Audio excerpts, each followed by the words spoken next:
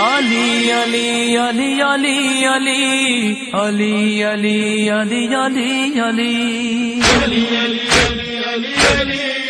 دنیا میں ہو گئی کہ بھائی یہ امیروں کا علاقہ ہے، یہ غریبوں کا علاقہ ہے، لیکن کہتے ہیں مدینے میں بھی یہی صورتحال تھی، مکے میں بھی یہی صورتحال تھی۔ کچھ ایسا علاقہ تھا جہاں پہ امیر رہا کرتے تھے، جہاں پر راتوں کو شراب نوشی ہوتی تھی، جہاں پر راتوں کو غنم ہوتا تھا، جہاں پر راتوں کو موسیقی ہوتی تھی، محفلیں لگتی تھی۔ فرمایا نبی نے اپنی 40 سال عمر کے حصے میں کبھی بھی نبی اس حصے کے مکے میں نہیں گئے کہ جہاں پر امیر رہا کرتے تھے، جہاں پر شراب پی جاتی تھی، یعنی میرے نبی وہاں سے گزرے بھی نہیں۔ پوری زندگی میرے نبی اگر رہے تو غریبوں کے ساتھ رہے۔ اگر مولا علی کی زندگی کو اسٹڈی کریں گے تو علی رات کے اندھیروں میں اس فقیر کے ساتھ بیٹھا کرتے ہیں، وہ فقیر جس کا کبھی سر دباتے ہیں، جس کے کبھی پاؤں دباتے ہیں، کبھی اپنے ہاتھوں سے اسے لقمہ کھلاتے ہیں، اور وہ پوچھتا ہے آپ کون ہیں؟ مولا فرماتے ہیں میں تمہارا دوست ہوں، تو میرا دوست ہے۔ یعنی علی اگر کسی کے ساتھ رفاقت رکھتے ہیں تو اس کے ساتھ رفاقت رکھتے ہیں جس کے دل میں مال دنیا کی محبت نہیں۔ فقیر ہے اگر محبت ہے تو پروردگار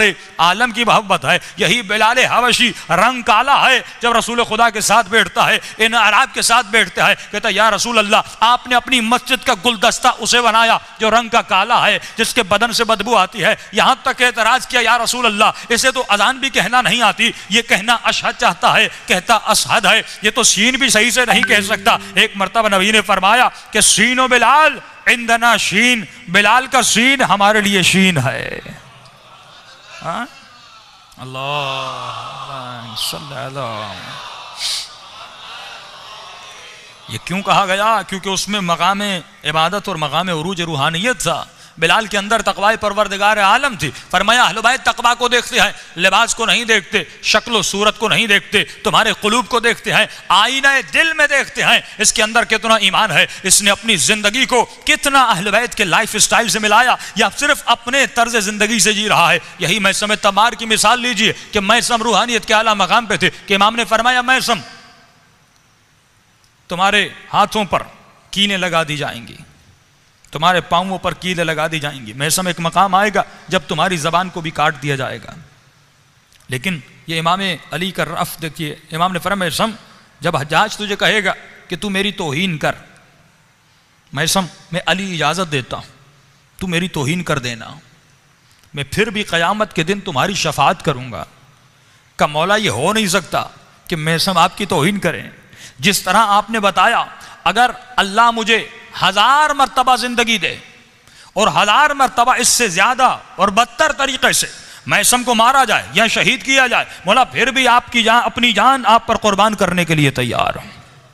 اور فرمایا جب وہ مقام آیا اس ملعون نے کہا میثم علی کو برا بلا کہو، میثم نے کہا میری جان میرے مولا پہ قربان، یہ زبان کبھی علی کی مخالفت میں کچھ بول نہیں سکتی۔ اس ملعون نے کہا میثم کو درخت کے ساتھ لٹکایا جائے، میثم کی ہاتھ میں کیل لگائی جائے، پاؤں میں کیلیں لگائی جائیں۔ فرمایا میثم لٹکا رہا۔ ایک مرتبہ میثم نے کہا تو مجھے سزا کیا دے گا؟ ان تمام سزاؤں کا میرے آقا نے مجھے پہلے ہی بتا دیا تھا۔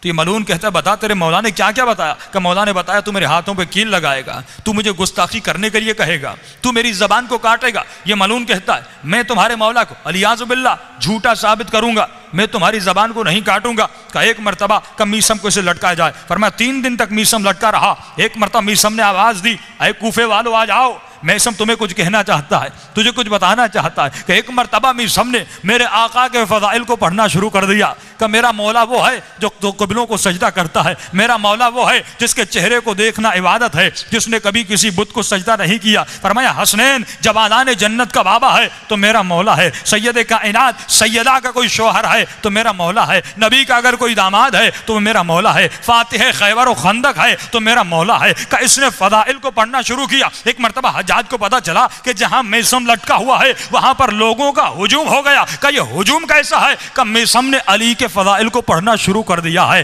کہ ارے علی کے فضائل پڑھنا تو منع ہے، جلدی جاؤ میثم کی زبان کو کاٹو۔ پر میں ایک مرتبہ زبان کو نکالا گیا، یہاں پہ زبان کو کاٹنا چاہا۔ میثم نے کہا اپنے حاکم کو بتا دینا کہ میرا مولا سچا ہے، تو جھوٹا ہے۔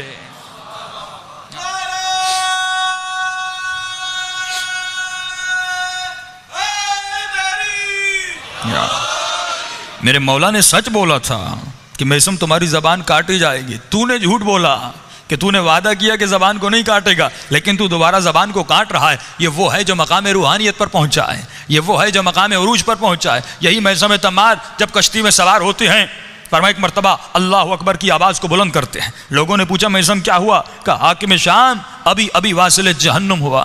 تو لوگوں نے کہا میثم تجھے کیسے پتا چلا؟ کہ جب شام پہنچے تو معلوم کرنا۔ ایک مرتبہ کشتی شام میں پہنچتی ہے، ان لوگوں نے معلوم کیا، کہاں پتا چلا واقعی حاکم شام واصل جہنم ہو گیا۔ تو انہوں نے جب وقت اور ٹائم کا معلوم کیا کہ کس وقت مرا، تو فرمایا بالکل اسی وقت مرا جب میثم نے اللہ اکبر کی آواز کو بلند کیا تھا۔ یہی حبیب ابن مظاہر ایک مرتبہ میثم تمار اور حبیب آپس میں باتیں کر رہے ہیں۔ حبیب نے کہا میثم تجھے اسی درخت کے ساتھ لٹکایا جائے گا، تمہاری زبان کو کاٹا جائے گا، محبت علی کے جرم میں میثم تجھے شہید کیا جائے گا۔ ایک تیسرا شخص کھڑا ہے، کمیں پریشان تھا، یہ کیسی باتیں کر رہے ہیں، تجھے مارا جائے گا، کیوں مارا جائے گا؟ ایک مرتبہ اس نے کہا آپ کیسی باتیں کر رہے ہیں؟ اس نے کہا جو ہم جانتے ہیں وہ تم نہیں جانتے، جو ولایت کے صدقے میں ہمیں ملا ہے وہ تمہیں نہیں ملا۔ ایک مرتبہ میثم تمار نے کہا حبیب اگر مجھے علی کی محبت میں مارا جائے گا تو تجھے حسین ابن علی کی محبت میں کربلا میں شہید کیا جائے گا، تمہارے سر کو کاٹا جائے گا اور اسی گلی سے تمہارا سر گزرے گا۔ یہ تیسرا شخص کہتا ہے میں ان کی باتوں کو سن کے بڑے تعجب میں تھا، ارے ان کو پتا ہے تو کیسے ہے، لیکن مجھے یقین تب آیا جب وہ وقت آیا، میں نے اپنی آنکھوں سے دیکھا میثم کی زبان کو کاٹا گیا، علی کی محبت کی جرم میں شہید کیا گیا، لیکن وہ وقت بھی میں نے دیکھا جب کوفے کی گلیوں میں جناب حبیب ابن مظاہر کا سر لایا گیا۔ میں نے اس وقت کہا واقعاً یہ بندگان خدا تھے۔ یہ علم کہاں سے ملا، یہ روحانی طاقت کہاں سے ملی؟ فرمایا جو ولایت علی ابن ابی طالب کے دروازے میں آ جاتا ہے، جو علوم اہل بیت سے استفادہ کرتا ہے، اہل بیت علیہم السلام ان تمام تر طاقتوں سے ان کو نوازتے ہیں۔ آج مسئلہ یہ ہے کہ ہم نے اپنی دنیاوی طاقتوں کو تو پاورفل کیا۔ آج اتنا تو ہے کہ میں ڈاکٹر ہوں، میں پی ایچ ڈی ہوں، میں انجینئر ہوں، میں نے اتنا دنیا میں پڑھا لکھا، میں فلاں عہدے پر فائز ہوں، لیکن مولا فرماتے ہیں یہ دنیاوی عہدے اپنی جگہ، تم نے ترقی کی، اپنے لیے ترقی کی، اپنے اولاد کے لیے اچھا گھر بنایا، اپنے لیے اچھی گاڑی لی، اپنے اسباب زندگی کو تم نے فراہم کیا، لیکن یہ بتا تم نے اپنے روحانی مقام کو کتنا بلند کیا؟ آج تمہاری روحانیت کس لیول پر ہے؟ آج تمہارا اسپریچول پاور کس لیول پر ہے؟